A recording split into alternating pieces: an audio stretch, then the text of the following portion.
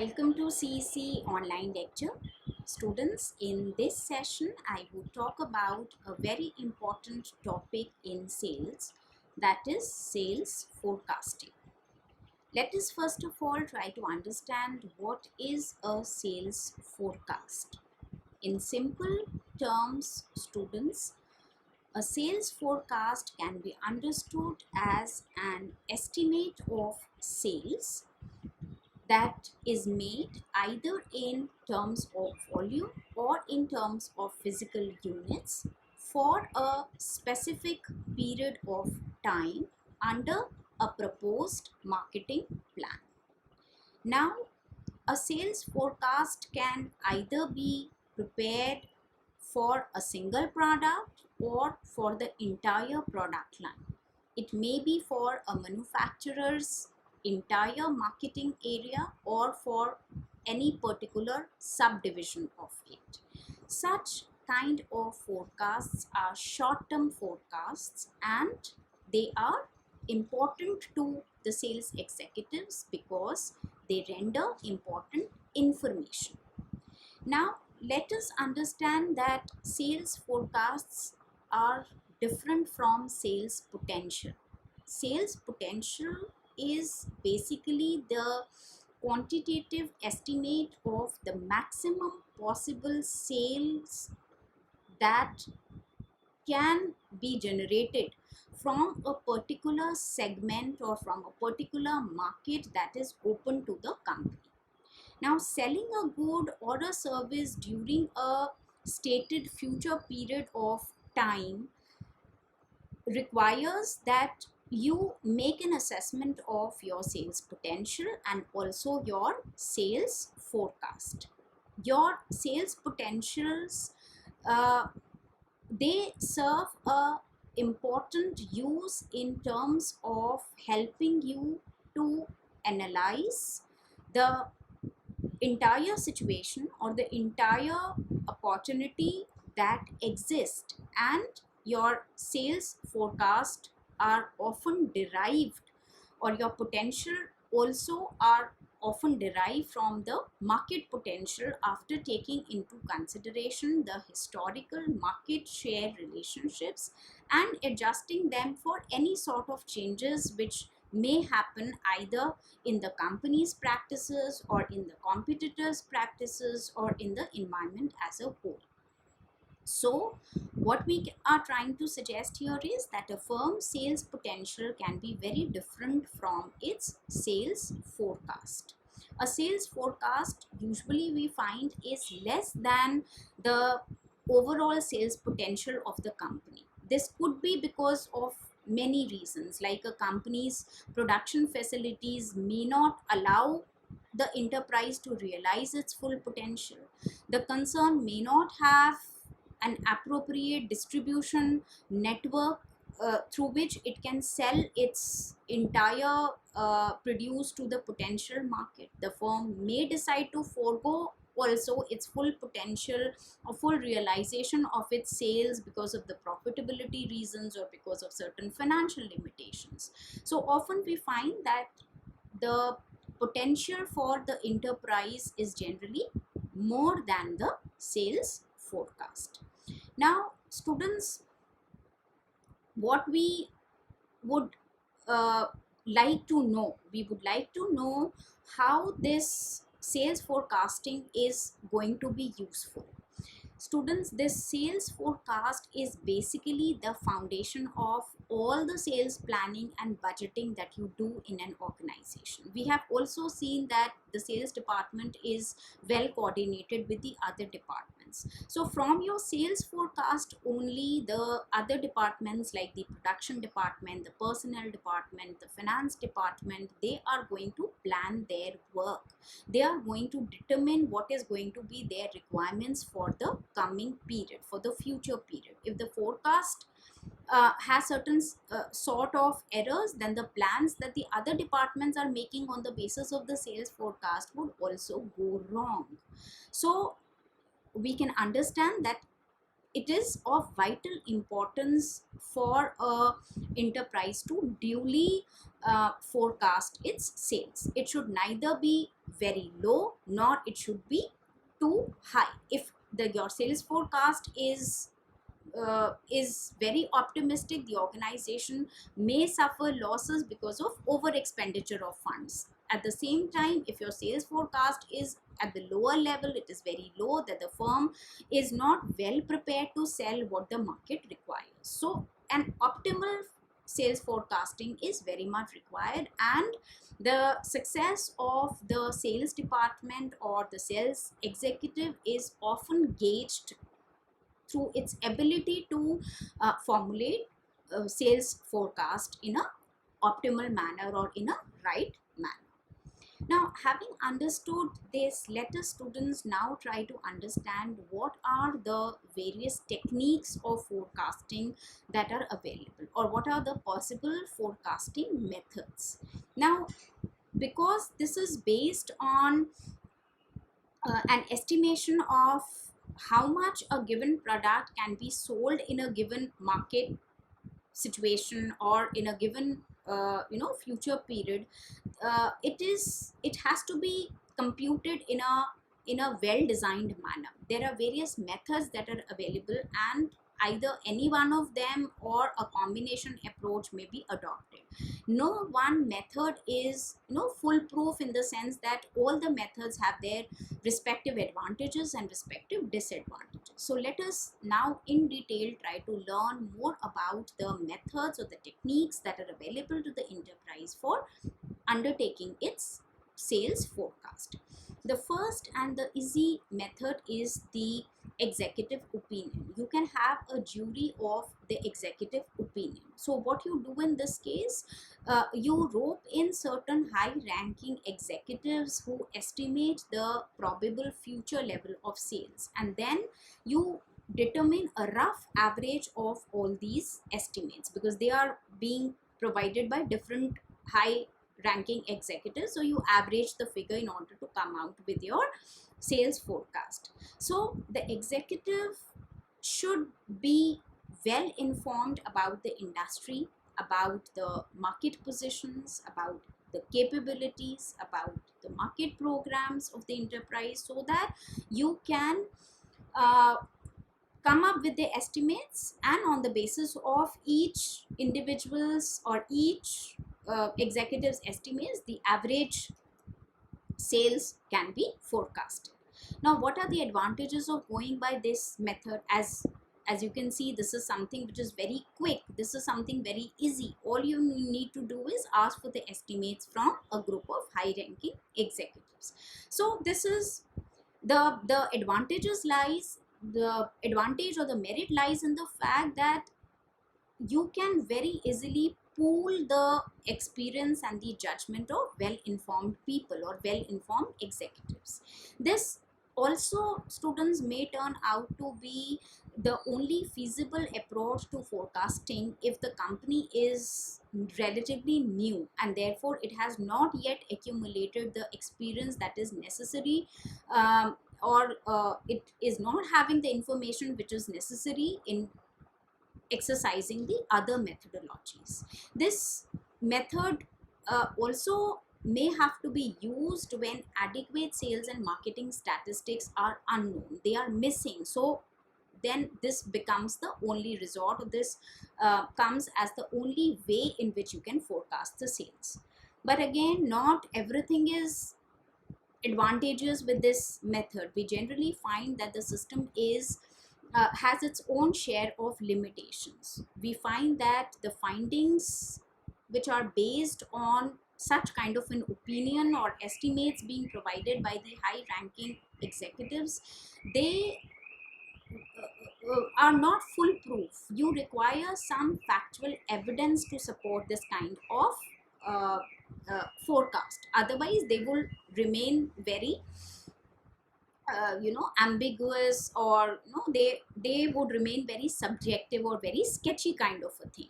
This approach, we find, also adds to the workload of the key executives, because they have to spend a lot of time in reading more about the market situation. They are assuming a prime responsibility of forecasting, and therefore they also feel apprehensive and they devote a lot of time in researching a lot of things before they come out with their estimates. We also find that through this particular method it is difficult to break down the estimates of sales volume by the territories, or it is very difficult to procure the estimates by the products or by the markets or by the customers. So that kind of a detailing often is not possible when you are coming up with the sales forecast, which is based on the estimates provided by the executives or the opinion which is provided by the executives.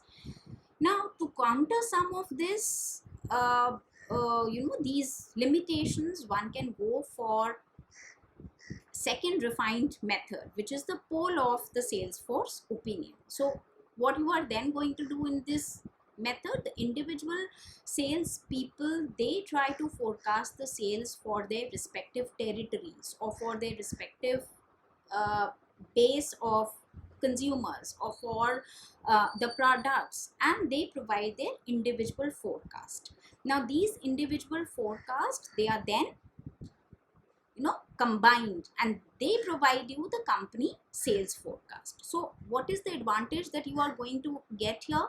This is a method which has its own practical aspect, because the forecasting responsibility is assigned to those people who have to produce the results based on those forecasts. So this becomes all the more reasonable and all the more logical that they are the ones who are providing you the estimates. This method, students also utilize the specialized knowledge of the sales representatives or the sale people who are in close contact with the market conditions. They are the people who work on their respective territories. They are the people who work with their respective target group of consumers, and therefore they know the pulse of the market better than anybody else. Also, we find that the forecasts which are developed through this kind of methodology, they are very easily provide you those kind of broken details according to the products or the territories, because the salesperson know what kind of products he's dealing in or the territories that he's supposed to cover or the customers that he's supposed to reach out, and therefore can provide you the estimated figures for each of these in a separate manner. But again, there are certain kind of limitations attached to this method also, like the sales representatives or the sales people, they can be over optimistic, or they can be have a negative view about their prospects, which can affect their figure. So if they're over optimistic, they are going to inflate the estimates. If they are pessimist, they are going to deflate the figures.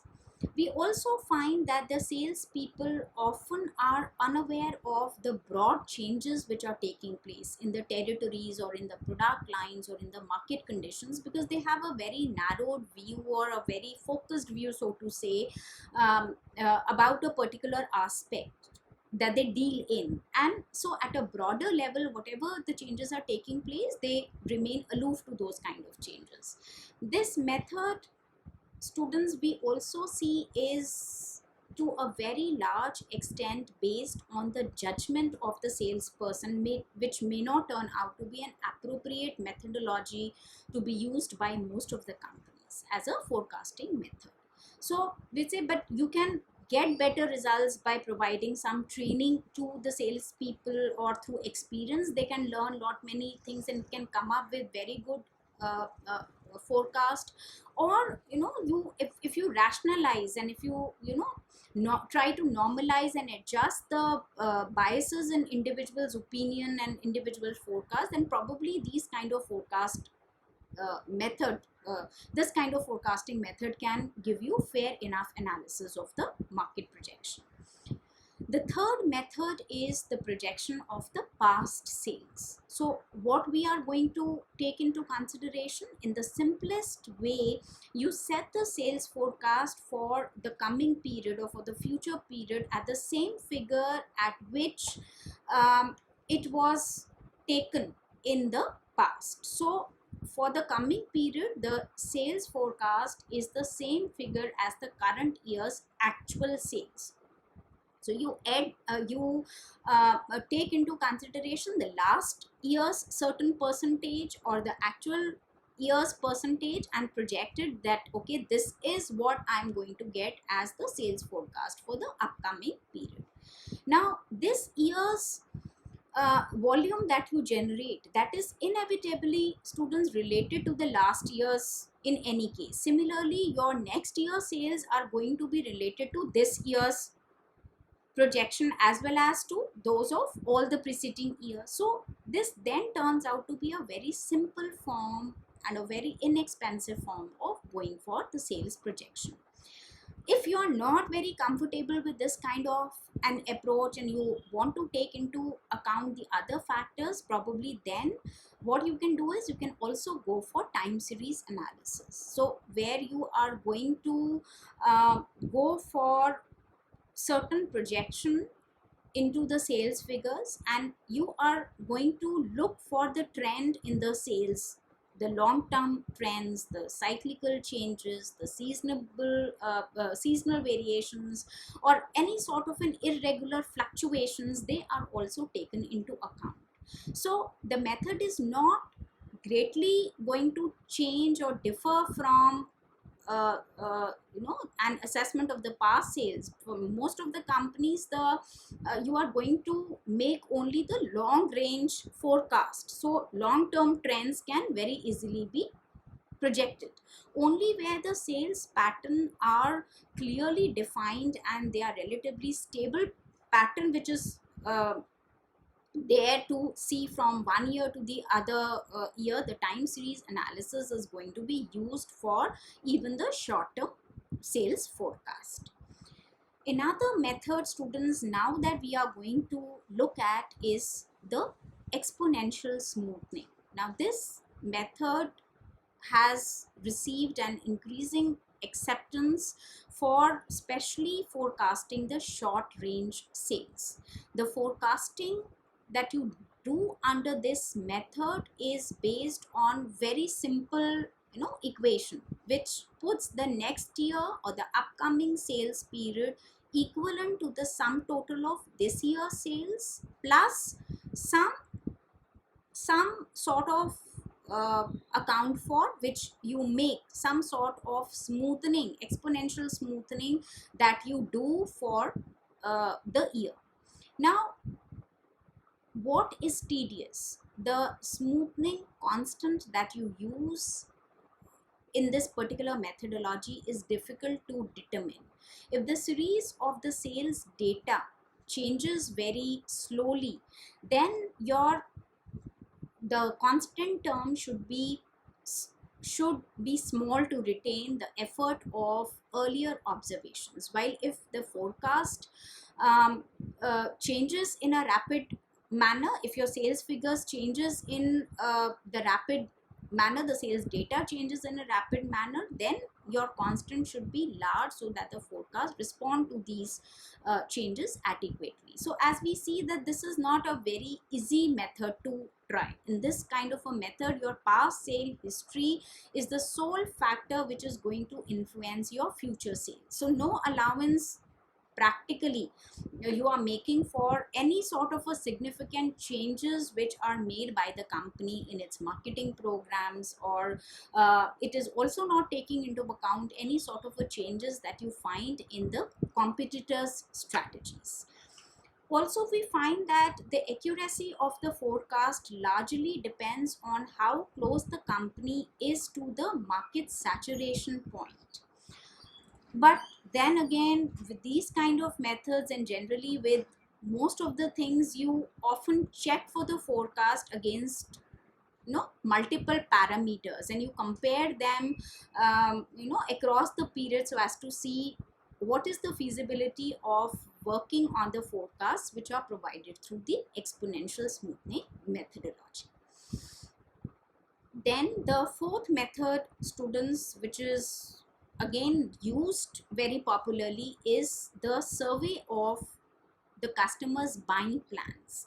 This as is very clear from the name, the methodology is largely relying on the assumption that customers know what they are going to do, what are their buying plans, how much they are going to buy, when they are going to buy, and once the consumers have made their buying plans, they are not going to change it.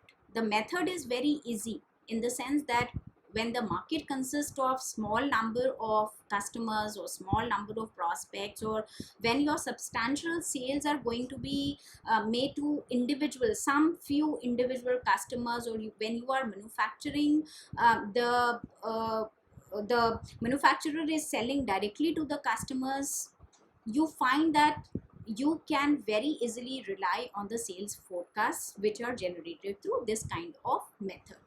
So in all these instances, it is relatively inexpensive to float a survey kind of thing, or to just ask or sample the consumers and obtain an idea of their prospective plans, and base your estimate requirements for the product in future based on that particular information. However, we all know that the results of such surveys, they can be tampered with, and therefore you have to have a foolproof system. Also, you should be very very careful about the way you are carrying out the survey and the accuracy with which you can rely on the figures that you generate from these kind of forecast. We also find that these method based on the surveys of the consumers plans, they are seen to be unsophisticated methods, see, and there are often problems related to the sampling techniques, or the way the samples are drawn, or the way the survey is conducted by and large. We often also find that there is a lot of non-sampling error which is likely to take place. Sometimes the respondents also, they are not very well articulated, they are not having a very well formulated buying plans, and even if they do, it is little unrealistic to assume that they would always be willing to go ahead with their plans, and they won't change their plans at any point in time in near future. Another method, students, that I would like to talk about is the regression analysis. So this is again one of the methods which is used a good number of times in forecasting the sales. And what you are doing in case of regression analysis, you are trying to determine and measure the association between the company sales as well as the other variables. So what you are trying to gauge, you are trying to identify first and foremost the variables which are going to be related to the company sales. Second, you try to determine the value of the variables related to the sale, estimate the value of the variables related to the sale, and at the third level you try to derive the sales forecast from the estimates. So you try to figure out the unknown from the known parameters. Now in situations, students, where the sales are influenced by just two or more independent variables which act together, use of multiple regression analysis can be an effective technique that can be used for your forecasting methods.